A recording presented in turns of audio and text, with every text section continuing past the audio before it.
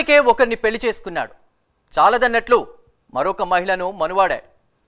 ఇద్దరు భార్యలు సరిపోలేదన్నట్లు మూడో మహిళను ట్రాప్ చేశాడు. మోజు తీరాక మొదటి ఇద్దరి కోసం మూడో మహిళ అడ్డు తొలగించుకోవాలనుకున్నాడు. సినీ స్టైల్లో స్కెచ్ వేసి ప్రియురాల్ని మట్టుపెట్టాడు. విహారానికి వెళ్దామని నమ్మించి దారుణంగా చంపేశాడు. విశాఖలో చోటు చేసుకున్న ఈ ఘటన వివాహేతర సంబంధాలు ఏ విధంగా హత్యలకు దారితీస్తాయో తెలియజేస్తోంది.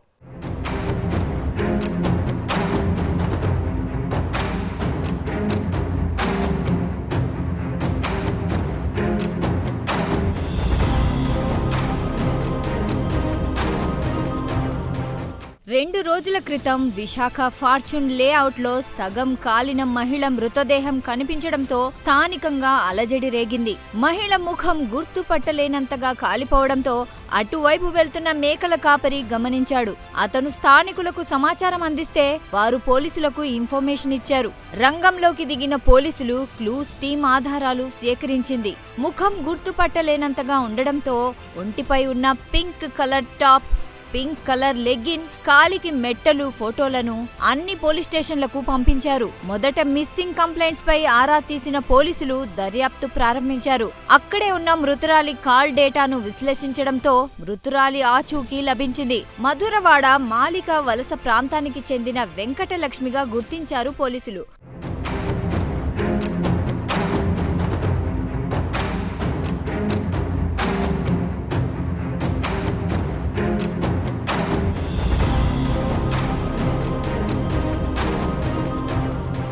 కూపిలాగితే ముందు రోజు ఒక వ్యక్తితో వెళ్లినట్లు సీసీ కెమెరాల ఆధారంగా గుర్తించారు. వెరిఫై చేసేసరికి క్రాంతి కుమార్ వ్యవహారం బయటపడింది. అయితే ఈ విషయం మృతురాలి కుటుంబ సభ్యులకు తెలియక తల్లడిల్లిపోయారు. విచారణలో భాగంగా నిందితుడిని అదుపులోకి తీసుకుని విచారిస్తే అసలు విషయం బయటపడింది. విజయనగరం జిల్లా డెంకాడకు చెందిన విజయలక్ష్మి 10 ఏళ్ల క్రితం భర్త చనిపోయాడు. ఇద్దరు కొడుకులతో కలిసి విజయలక్ష్మి మధురవాడ మాలిక వలసలోని రాజీవ్ గృహాల బ్లాక్ నెంబర్ 121లో SF4లో నివాసముంటుంది. ఇద్దరు మగపిల్లలు డిగ్రీ చదువుతున్నారు. మరోవైపు ఒడిశాలోనే రాయగడ జిల్లా కాంపో మల్లిగాంకు చెందిన క్రాంతి కుమార్ మొదటి భార్య ఉండగానే రెండో వివాహం చేసుకున్నాడు. మొదటి భార్య పిల్లలు తగరపు వలసలో నివాసముంటున్నారు. రెండో భార్యను 4 ఏళ్ల క్రితం రాజీవ్ గృహకల్పలో ఓ ఇంట్లో ఉంచాడు. ప్రస్తుతం హత్యకు గురైన వెంకటలక్ష్మి క్రాంతి కుమార్ రెండో భార్య ఇంటి పక్కనే నివాసముంటుంది. ఈ క్రమంలో వెంకటలక్ష్మికి క్రాంతి కుమార్ కి మధ్య పరిచయం ఏర్పడింది. అది కాస్త వివాహేతర సంబంధానికి దారితీసింది. వెంకటలక్ష్మితో క్రాంతి కుమార్ కు వివాహేతర సంబంధమున్న విషయం రెండో భార్యకు తెలిసిపోవడంతో గొడవలు జరుగుతూ ఉండేవి. దీంతో క్రాంతి కుమార్ మరో బ్లాక్ కు రెండో భార్యను షిఫ్ట్ చేశాడు. మొదటి భార్యకు కూడా వెంకటలక్ష్మి వ్యవహారం తెలిసిపోవడంతో ఇద్దరు భార్యలు క్రాంతి కుమార్ ను వెంకటలక్ష్మి వ్యవహారంలో నిత్యం నిలదీస్తున్నారు. ఇదిలా ఉండగా ఆ ఇద్దరు భార్యలలాగా తనను కూడా మరో ఇంట్లో పెట్టి నెల తనకు ఖర్చులకు డబ్బులు ఇవ్వాలని వెంకటలక్ష్మి ఒత్తిడి చేస్తోంది. తనతో ఎక్కువ సమయం కేటాయించాలని డిమాండ్ చేస్తోంది.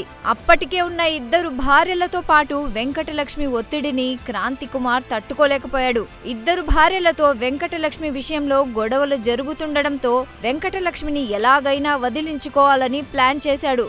పక్కా స్కెచ్ వేసి ఆమెను చంపేయాలని నిర్ణయించుకున్నాడు. విశాఖపట్నం కమిషనరేట్ పరిధిలో భీమిలి పోలీస్ స్టేషన్లోను దాకమర్రి పంచాయతీ లిమిట్స్ లో ఫార్చ్యూన్ హిల్స్ కూడా లేఅవుట్ అనే ఒక ప్రాంతం ఉన్నదండి. మన తగరపలస నుంచి విజయనగరం వెళ్తున్న రోడ్డుకి 200 మీటర్స్ ఇన్సైడ్కి ఉంటుంది. ఇది చిన్న కొండల ప్రాంతాలాగా ఉంటుంది, చిన్న హిల్స్ ఏరియా. ఆ లేఅవుట్లోను మనకి ఇప్పుడు మార్నింగ్ మాకు భీమిలి పోలీస్ స్టేషన్కి వచ్చిన సమాచారం ఏంటంటే ఎవరో ఒక మహిళ చనిపోయి ఉన్నదని చెప్పి మా భీమిలి పోలీసు వారికి సమాచారం రావడం జరిగింది. ఇమీడియట్గా మా భీమిలి సిఐ గారు వాళ్ళ సిబ్బంది అందరూ కూడా ఇక్కడికి వచ్చి చూసేటికి సుమారు 20-25 సంవత్సరాల మ్యారీడ్ లేడీ లాగా కనిపిస్తుందండి. అక్కడ ఆమె ఆఫ్ బర్న్ అయి ఉన్నది. గుర్తుపట్టడానికి వీలు లేకుండా ఎవరో గుర్తు తెలియని మహిళ మృతదేహం ఉన్నది. ఇది యాక్సిడెంట్లు అయిందా, హోమిసైడా, సూసైడా అనేది ఇంకా మేము ఇప్పుడు క్లూస్ టీమ్ అది వస్తున్నదండి. దీన్ని ఇంకా అన్ని కోణాల్లో వెరిఫై చేసి పోస్ట్ మార్టం అది అయిన తర్వాత ఇది ఏ విధంగా డెత్ జరిగింది, ఆ మహిళ ఎవరు అని తెలిసిన తర్వాత అన్నీ తెలుసుకుంటామండి. ఈ విషయంలో తెలుసుకున్న తర్వాత మా దర్యాప్తు ప్రకారంగా ఎవరన్నా దీని బాధ్యులు ఉంటే చట్టపరంగా వాళ్ళ మీద ఇమీడియట్ యాక్షన్ తీసుకుంటాం. వెంకటలక్ష్మికి కాల్ చేసిన క్రాంతి కుమార్ ఆమెతో సరదాగా షికారుకి వెళ్దామని చెప్పాడు. అతన్ని నమ్మిన వెంకటలక్ష్మి ఫంక్షన్ కి వెళ్లి వస్తానని కొడుకులకు చెప్పి బయటికి వెళ్ళింది. ఇద్దరూ మధురవాడ నుంచి బయలుదేరి కైలాసగిరిలోని బీచ్ కు ఆనుకొని ఉన్న తెన్నీటి పార్క్ కు వెళ్లారు. ఇద్దరు కలిసి సరదాగా ఐస్ క్రీం తిన్నారు. తర్వాత అక్కడి నుంచి బయలుదేరి పెట్రోల్ బంక్ వెళ్లారు. కొంత పెట్రోల్ బైక్ లో, మరికొంత తనతో తెచ్చుకున్న బాటిల్లో కొట్టించాడు. ఎందుకని వెంకటలక్ష్మి ప్రశ్నించగా ఇంటి దగ్గర బైక్ పెడితే పెట్రోల్ చోరీ చేస్తున్నారని, ఉదయాన్నే డ్యూటీకి వెళ్లడానికి ఇబ్బంది పడే బదులు ముందే పెట్రోల్ సిద్ధం చేసుకున్నానని నమ్మించాడు. అర్ధరాత్రి సమయంలో శారీరకంగా కలుద్దామని ఒప్పించిన క్రాంతి కుమార్ ఫార్చ్యూన్ లేఅవుట్ లోపలికి వెళ్లారు. హత్య చేస్తాడని తెలియక వెంకటలక్ష్మి సరేనని ఒప్పుకొని లోపలికి వెళ్ళింది. లోపల ఆమెతో చనువుగా ఉంటూనే తన వెంట తెచ్చుకున్న కత్తితో వెంకటలక్ష్మి గొంతు కోసి దారుణంగా హత్య చేశాడు క్రాంతి కుమార్. ఆమె చనిపోయాక మెడలోని ఆభరణాలు, చెవిదిద్దులు తీసుకుని జేబులో వేసుకున్నాడు. ప్లాన్ ప్రకారం తనతో పాటు తెచ్చుకున్న పెట్రోల్ను వెంకటలక్ష్మి ముఖంపై వేసి నిప్పంటించి అక్కడి నుంచి పారిపోయాడు.